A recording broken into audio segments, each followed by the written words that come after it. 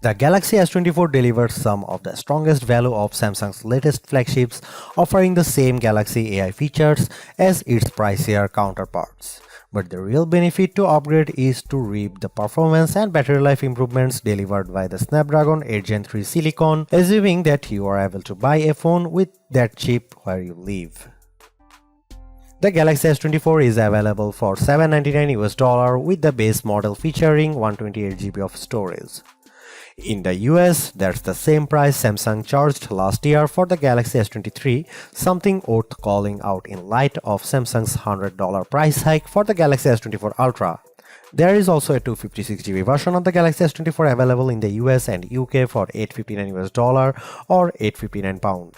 You will be able to find the Galaxy S24 at Samsung's website as well as the major retailers like Amazon and Best Buy. US phone carriers are now selling the Galaxy S24 too, with many offering Galaxy S24 deals that can help you lower the cost of the phone.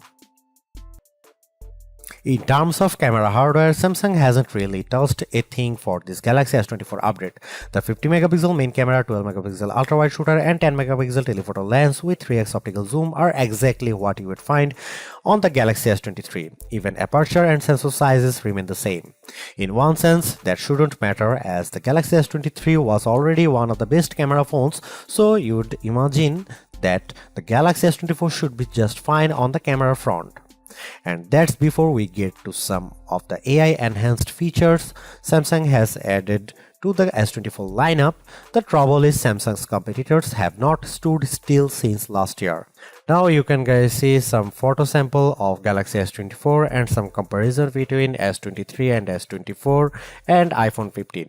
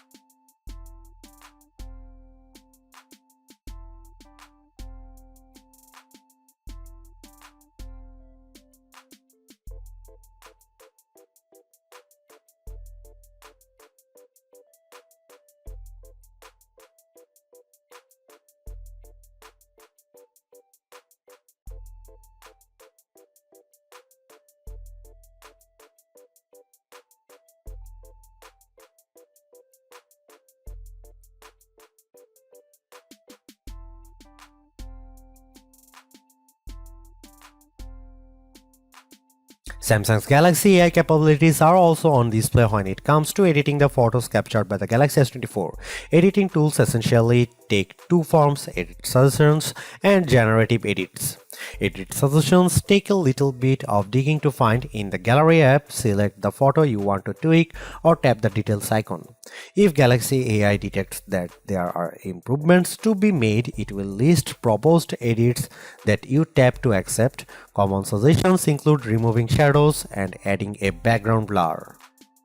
I had mixed results with suggested edits.